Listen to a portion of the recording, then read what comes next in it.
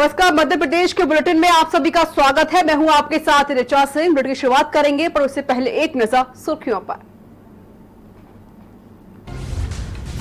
ज्योतिरादित्य सिंधिया ने फिर बदला अपना बायो, ट्विटर प्रोफाइल से हटाया बीजेपी टिकट बंटवारे को लेकर नाराजगी की खबर। मध्य प्रदेश में अनलॉक 1 का छठवां दिन 24 घंटे में 234 नए मामले आए सामने। राज्य में संक्रमितों की संख्या 9000 के पार। हज यात्रियों का पैसा रिफंड करने की तैयारी, सऊदी अधिकारियों से नहीं हुई है बातचीत। कोरोना के चलते इस साल की हज यात्रा पर सस्पेंस बरकरार। रतलाम के नयन गांव में जमीन विवाद में खूनी संघर्ष, पूर्व सरपंच के 3 बेटों की निर्मम हत्या। रेत माफियाओं पर भिंड पुलिस का एक्शन, चंबल नदी पर जाने वाले रास्ते को जेसीबी से खुदवाया, अवैध खनन रोकने की पहल। और देश में 8 जून से खुलेगा धार्मिक स्थल, मंदिर, मस्जिद, चर्च और गुरुद्वारे में तैयारियां तेज। सरकार की गाइडलाइन पर अमल की तैयारी। आप देख रहे हैं के न्यूज, खबरों का सारथी। और स्पीच आपको बड़ी खबर बता देती है। पूर्व सांसद और भाजपा नेता ज्योतिरादित्य सिंधिया ने फिर अपना बायो बदला है। अपने ट्विटर प्रोफाइल से भाजपा हटाया है। बड़ी खबर आपको बता रहे हैं। जनता का सेवक और क्रिकेट प्रेमी लिखा है। होली के दिन बीजेपी में शामिल हुए थे सिंधिया। तो बड़ी खबर ये आपको बता रहे हैं, ज्योतिरादित्य सिंधिया ने फिर अपना बायो बदला है। अपने ट्विटर हैंडल से बीजेपी को हटा दिया है। जनता का सेवक और क्रिकेट प्रेमी लिखा है। तो होली के दिन बीजेपी में शामिल हुए थे सिंधिया। और आपको बता दें, इससे पहले भी कांग्रेस का स्टेटस हटा दिया था और अब बीजेपी का स्टेटस हटा दिया है।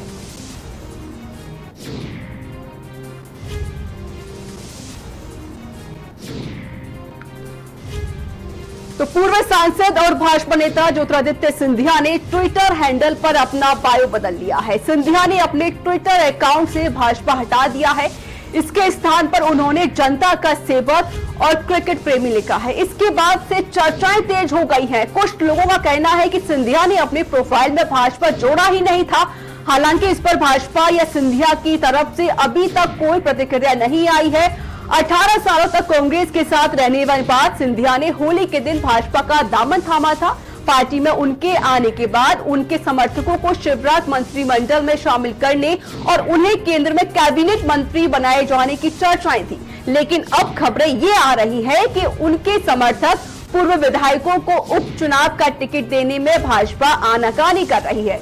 इसलिए सिंधिया ने ये कदम उठाया है। तो ये आपको एक बड़ी खबर बता रहे हैं। ज्योतिरादित्य सिंधिया ने अपने ट्विटर प्रोफाइल से भाजपा का स्टेटस हटा दिया है और उसकी जगह जनता का सेवक और क्रिकेट प्रेमी लिखा है। और आपको बता दें, सिंधिया ने होली के दिन बीजेपी का दामन थामा था। और तो जिस तरीके से लगातार राजनीति में बदलाव हो रहे हैं, वो कई सवाल खड़े कर रहे हैं। और इसी खबर पर ज्यादा जानकारी के लिए हमारे साथ मध्य प्रदेश से स्टेट हेड जुड़े हुए हैं, जिस तरीके से विवेक कुमार। अब विवेक जी, लगातार इस तरह खबरें आ रही हैं। पहले सिंधिया ने कांग्रेस का नाम हटाया था और होली पर ही सिंधिया ने भाजपा का दामन भी थामा था। लेकिन आखिर इसके मायने क्या साबित हो रहे हैं, क्या संकेत दे रहे हैं सिंधिया?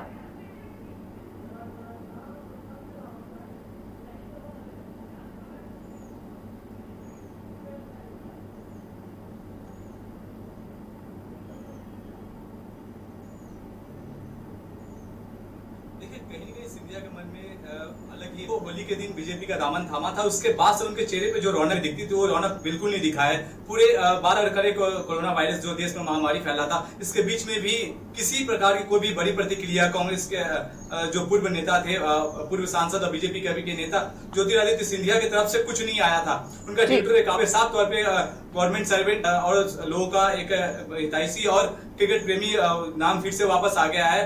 साथ में अगर हम बात करें तो उनके ट्विटर फॉलोइंग में अभी भी वो बीजेपी को फॉलो करते हैं, साथ में कांग्रेस को भी फॉलो कर रहे हैं। तो कहीं न कहीं सिंधिया के मन में कुछ अजीब सा एक सवाल चल रहा है, कुछ उनका जो विचार है वो शायद अभी भी बीजेपी से मेल खाता हुआ दिखाई नहीं दे रहा है। जब बीजेपी की मीटिंग भी हुई थी सिंधिया के बीजेपी में आने के बाद, उसके बाद भी सिंधिया के चेहरे पे किसी प्रकार का रौनक नहीं दिख रहा था। और हम बात करें तो शिवराज सिंह चौहान के द्वारा एक भोज दिया गया था उनके घर पे रात्रि खाने को लेकर, उस खाने के टेबल पे भी सिंधिया के चेहरे पे जो भाव दिखना चाहिए था, खुशी का भाव, वो भाव बिल्कुल नहीं दिख रहा था।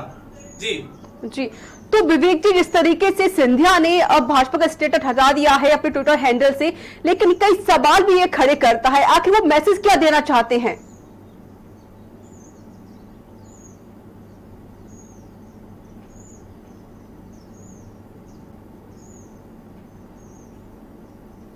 कहीं ना कहीं उनका साफ तौर पे कहना है कि अगर उनके मन की बात ये कोई नहीं जान सकता है वो क्या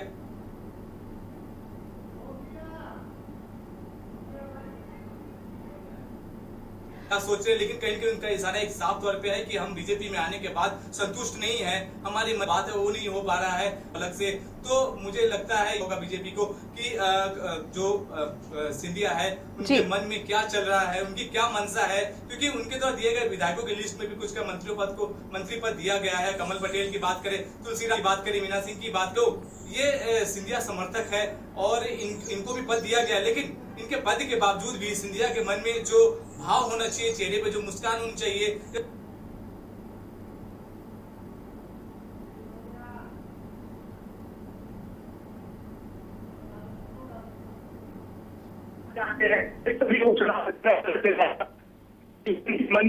संतुष्टि होना चाहिए, बिल्कुल नहीं दिख रहा है।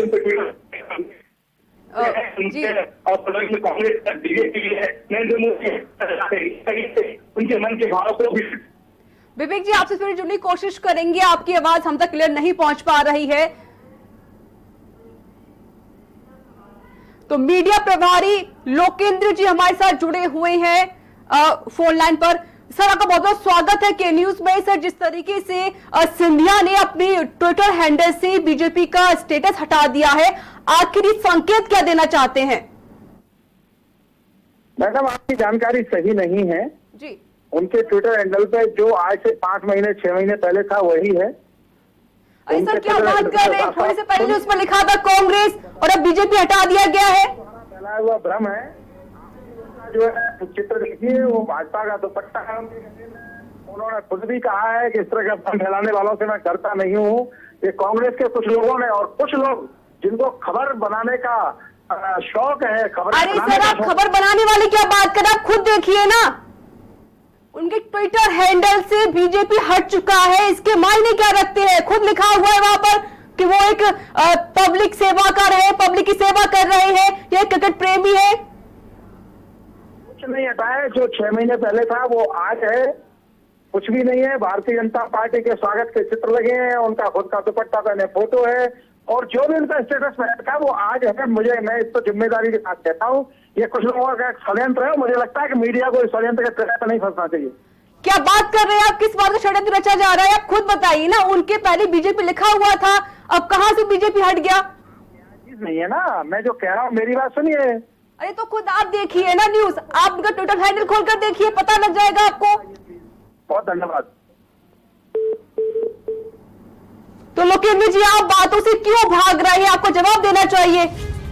तो देखा आपने, लोकेंद्र जी ने आप फोन काट दिया, यानी कि इस बात से वो मुकर रही है। कहीं ना कहीं आशंका जरूर पैदा हो रही है कि राजनीति में बड़ा बदलाव जरूर होगा। जिस तरीके से लगातार मध्य प्रदेश में उपचुनाव आने वाले हैं, और अब बता दें, वो खबर ये भी है कि उनके जो समर्थक है, पूर्व विधायकों को टिकट नहीं दिया जा रहा है। शायद इसी वजह से ज्योतिरादित्य सिंधिया ने अपने ट्विटर हैंडल से बीजेपी का स्टेटस हटा दिया है।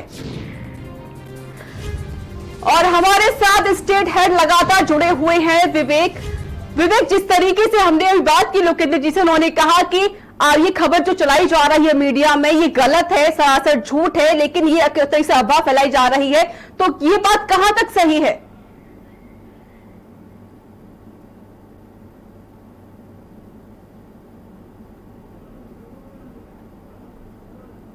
अकाउंट से साफ तौर पर आप देख भी सकते हैं। लेकिन बीजेपी नेताओं के मन में ये बात चल रहा है, कहीं कहीं ये बात हुआ बना के पेश किया जा रहा है, लेकिन उनको समझना चाहिए कि ये ट्विटर अकाउंट पे साफ तरीके से लिखा हुआ है। वो मानने को तैयार नहीं, क्योंकि रात भर चुनाव भी आ रहा है और चुनाव को लेकर उनके मन में कोई ना कोई मंशा चल रहा है। तो अपनी गलती नहीं गलती सामने किसी के सामने आई या फिर उनके मन में खटास है, तो कहीं ना कहीं छुपाने की बात भी कर रहे हैं। जैसे प्रार्थना ने जैसे साफ तौर पर कहा था, अभी कहा कि उनके द्वारा ये सूचना गलत है। अगर गलत है तो सूचना उनको ट्विटर पे एक बार जरूर देखना चाहिए था। बिल्कुल आपने सही कहा। मैंने खुद उनसे बोला था कि आप खुद जाकर उनका ट्विटर हैंडल चेक कर लीजिए। उन्होंने खुद बीजेपी को हटा दिया है, बीजेपी का स्टेटस था वो हटा दिया गया है। विवेक, सवाल यहाँ पर ये भी खड़े होते, जिस तरीके से लगातार खबरें ये भी आ रही हैं कि मध्य प्रदेश में उपचुनाव होने वाले हैं और जो भाजपा है वो उनके जो पूर्व विधायक रहे हैं कांग्रेस में उनके टिकट देने से मना कर रही है। शायद इसी वजह से सिंधिया ने बड़ा कदम उठाया है। कहीं के अंदर तो जो उत्पल मचा हुआ है बीजेपी के अंदर, उनके जो बाकी विधायक थे, बाकी विधायक कांग्रेस से आए थे और बीजेपी के कुछ जो विधायक है, जो नेता है, उनके मन में ऐसा लग रहा है कि आपसी जो मिलाव है वो नहीं हो पा रहा है और बीजेपी को कहीं ना कहीं कांग्रेस से भी थोड़ा सा डर लग रहा है।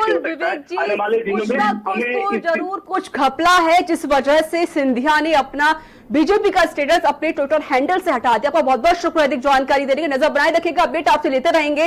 तो 18 सालों तक ज्योतिरादित्य सिंधिया कांग्रेस में रहे, उसके बाद होली के दिन उन्होंने बीजेपी का हाथ थाम लिया। और इस बीच आपको हिंदी से बड़ी खबर बता देते हैं, तो भिंड से आपको बड़ी खबर बता देते हैं। चंबल नदी पर जाने वाले रास्तों को जेसीबी से खुदवाया गया है। रेत माफिया चंबल और सिंध नदी से कर रहे थे खनन। अवैध उत्खनन को रोकने के लिए कार्रवाई की गई है। तो बड़ी खबर आपको भिंड से बता रहे हैं, जहां पर पुलिस कप्तान मनोज सिंह की बड़ी कार्रवाई सामने आई है।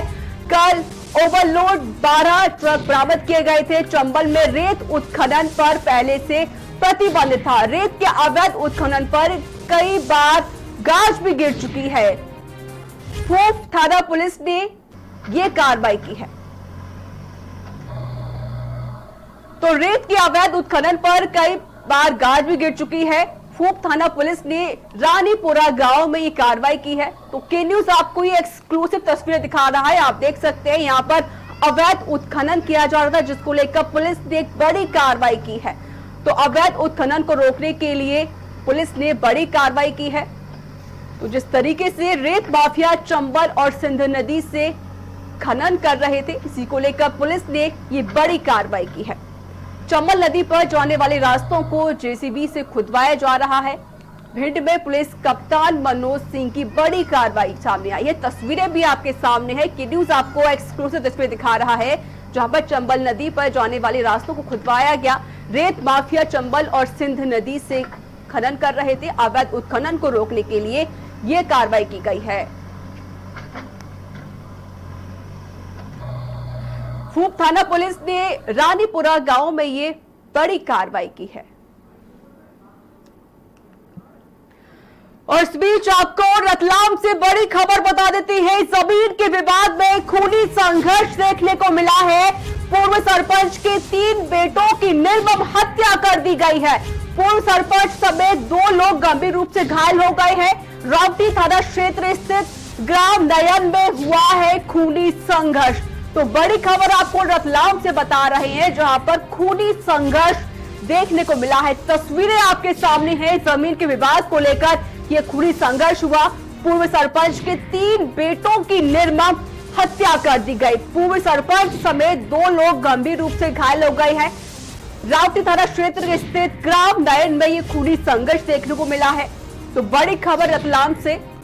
लगातार लॉकडाउन के बीच इस तरह की खबरें सामने आ रही हैं। कहीं पर चोरी हो रही है तो कहीं लूट हो रही है और कहीं पर मर्डर किए जा रहे हैं, कहीं आत्महत्याएं हो रही हैं। जिस तरीके से जो खबरें सामने आ रही है, रतलाम से बड़ी खबर सामने आई है, जहां पर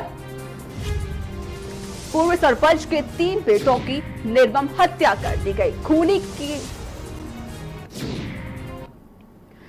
खबरों में आगे बढ़ते हैं। मध्य प्रदेश में बीते 24 घंटे में 234 नए मामले सामने आए हैं। इसके साथ राज्यों में संक्रमितों की संख्या 8,996 हो गई है और वहीं इस बीमारी से अब तक 384 लोग अपनी जान गंवा चुके हैं।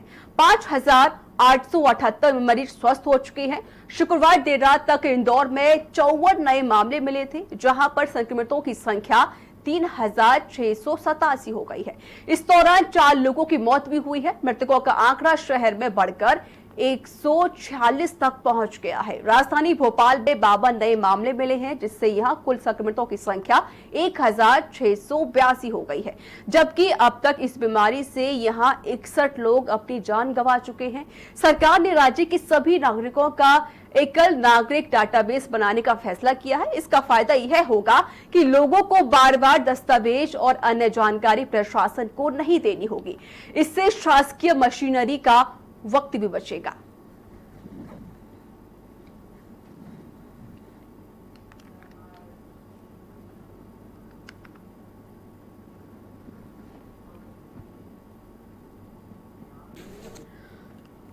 भोपाल में लॉकडाउन के बाद एक बार फिर से ऑटो सर्विस शुरू कर दी गई है। गाइडलाइंस के अनुसार ऑटो चालकों ने पूरे इंतजाम कर लिए हैं, जहां वो सवारी को बिठाने से पहले हाथ को सैनिटाइज कराते हैं और बिना मास्क के सवारी को नहीं बिठा रहे हैं। ऑटो चालकों का कहना है कि स्टेशन पर कम गाड़ियां आ रही हैं, पब्लिक भी कम निकल रही है, इसलिए सवारी कम मिल रही है, इक्का दुक्का ही सवारी मिलती है।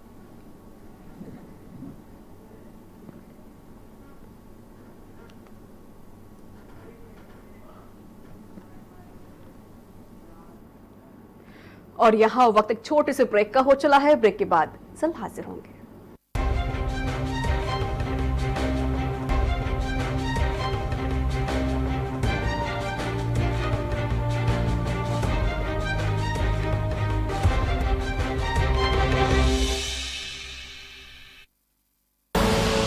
आप देख रहे हैं के न्यूज, खबरों का सारथी।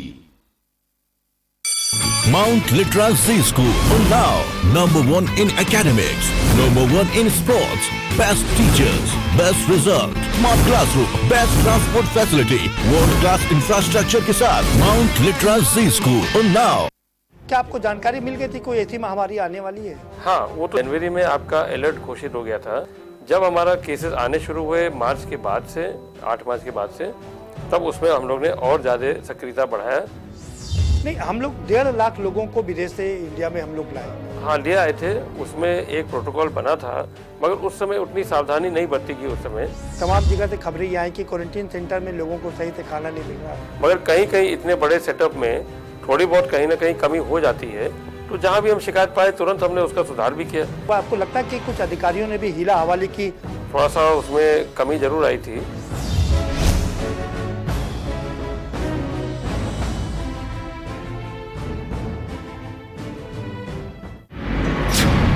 पक्षों के विवाद निपटाने का प्रावधान। कोर्ट के बाहर निस्तारण की क्या है प्रक्रिया? एडीआर और मध्यस्थता की कार्यवाही में क्या है संबंध? देखिए रविवार दोपहर 3 बजे वरिष्ठ अधिवक्ता धर्मेंद्र सिंह के साथ सिर्फ के न्यूज पर। आप देख रहे हैं के न्यूज, खबरों का।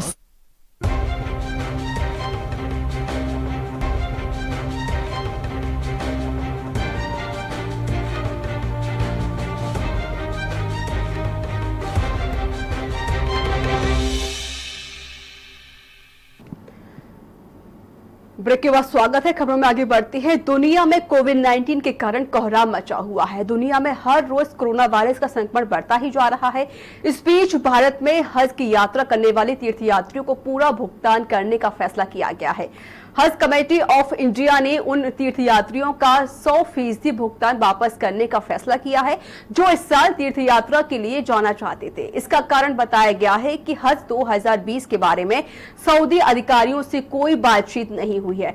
हज कमेटी ऑफ इंडिया ने कहा कि जो तीर्थयात्री इस साल अपनी हज यात्रा को रद्द करना चाहते हैं, उन्हें भुगतान की गई राशि का 100% रिफंड कर दिया जाएगा। यात्रा को रद्द करने के लिए तीर्थयात्रियों को एक फॉर्म भरना होगा। बता दें कि सऊदी अरब में हर रोज कोरोना वायरस के नए मरीजों की पुष्टि हो रही है। सऊदी में अब तक 95,000 से ज्यादा कोरोना मरीजों की पुष्टि हो चुकी है।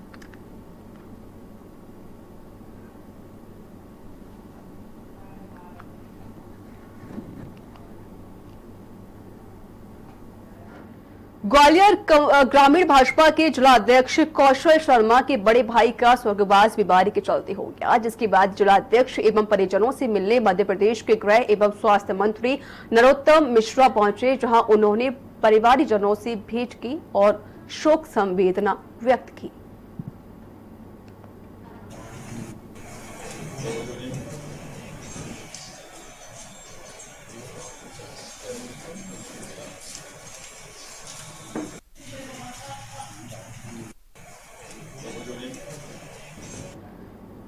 उज्जैन जिले की महिदपुर तहसील में किसान की हजारों क्विंटल गेहूं एवं अन्य फसलें आगामी मानसून की भेंट चढ़ने से बचाने के लिए मध्य प्रदेश शासन तत्काल भावांतर योजना या 300 से 350 रुपए अंतर राशि योजना की शुरुआत करने की मांग उठाई है।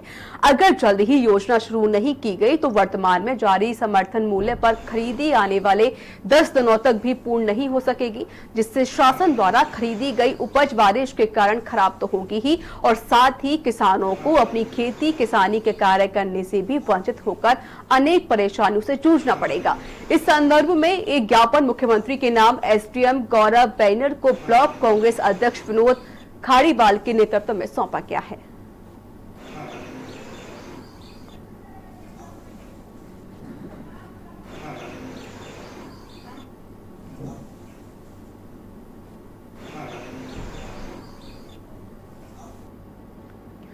अगर आप रेल से सफर करते हैं तो ये खबर आपसे जुड़ी हुई है। रेलवे ने टिकट बुकिंग के नियम में बड़े बदलाव किए हैं। अगर आप ट्रेन में सीट के लिए रिजर्वेशन कराने की सोच रहे हैं तो इस रिपोर्ट को देखना बेहद जरूरी है। सीट बुकिंग के क्या है नए नियम, ये रिपोर्ट देखें। रेलवे ने बदले यात्रा के नियम, मंगलमय यात्रा के नए नियम। यात्रा की देनी होगी सटीक जानकारी, बिना इस जानकारी के टिकट नहीं मिलेगा। जानकारी गलत तो टिकट कैंसिल।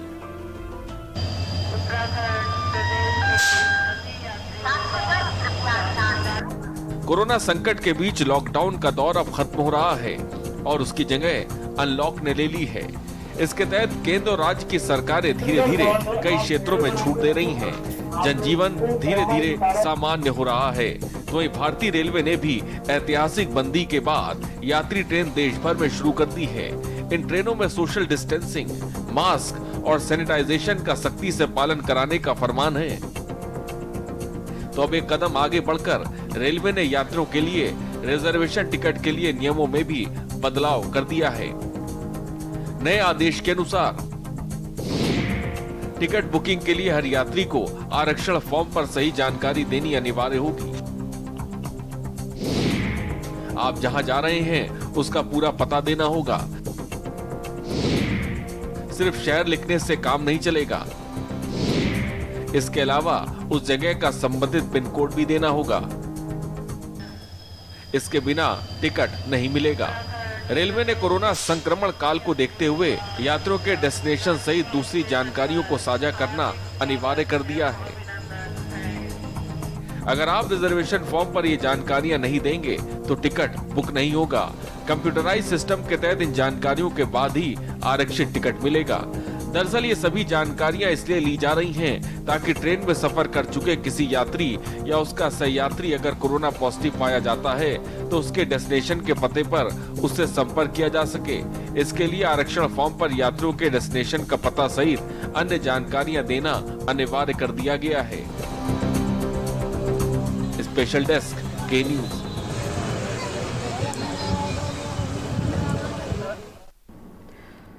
छिंदवाड़ा जिले की तहसील सोनसर में विगत 2 माह से रेत का अवैध उत्खनन परिवहन चल रहा है। अभी 2 दिन पूर्व सोनसर एसडीएम के दौर के दिन उत्खनन बंद किया गया था। शासन एवं एनजीटी नियमानुसार नदियों में पोकलैंड मशीनों से उत्खनन की अनुमति नहीं है, फिर भी लगभग 110 पोकलैंड मशीनें कन्हार नदी में रेत उत्खनन का कार्य कर रही है। लगातार 1000 डंपर रेती महाराष्ट्र जा रही है। वहां से लोगों का लगातार आना जाना जारी है। शासन प्रशासन की नाक के नीचे लगातार ये काम किया जा रहा है, जिस वजह से किसी को अब कोई डर नहीं रह गया है।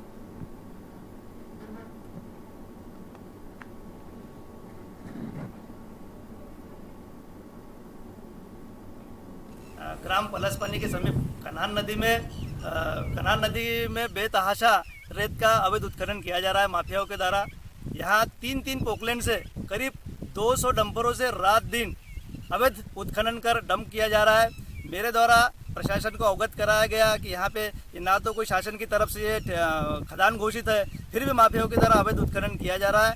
इस अवैध उत्खनन के खिलाफ कार्रवाई की जाए, किंतु प्रशासन ने कोई कार्रवाई नहीं की। इस 2 दिन से लगातार धरना प्रदर्शन चल रहा है पलासपानी में जनपद सदस्य के द्वारा अवैध उत्खनन मामले को लेकर। इस संबंध में क्या कहना आपको? अभी कल ही हमको इसकी सूचना मिली है कि वहाँ पर कोई अवैध उत्खनन का काम हो रहा है। जैसे ही सूचना मिली है, हमने माइनिंग विभाग को लिखा है कि उस खदान का या उस क्षेत्र का परीक्षण करें। अगर कोई उसमें अवैध गतिविधि चल रही है तो उस पर तत्काल कार्रवाई करें। जैसे रोडों में महाराष्ट्र के ट्रक डंपर काफ़ी संख्या में खड़े हैं, तो इस संबंध में जो लॉकडाउन का उल्लंघन हो रहा है, मीटिंग बैठी जा रही है ड्राइवरों के द्वारा। डबरा में शीतल बाथम निवासी बल्ला का डेरा अपने घर से बाजार में सब्जी लेने के लिए निकला। जैसे ही शीतल बाथम पेट्रोल पंप के पास पहुंचा, वहां से तेज रफ्तार ट्रक ने उसे रौंद दिया, जिससे उसकी मौके पर ही मौत हो गई। सूचना मिलते ही पुलिस मौके पर पहुंची और शव को कब्जे में लेकर पोस्टमार्टम के लिए भेज दिया।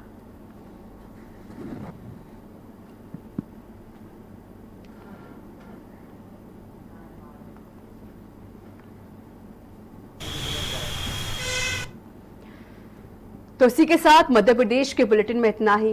नमस्कार।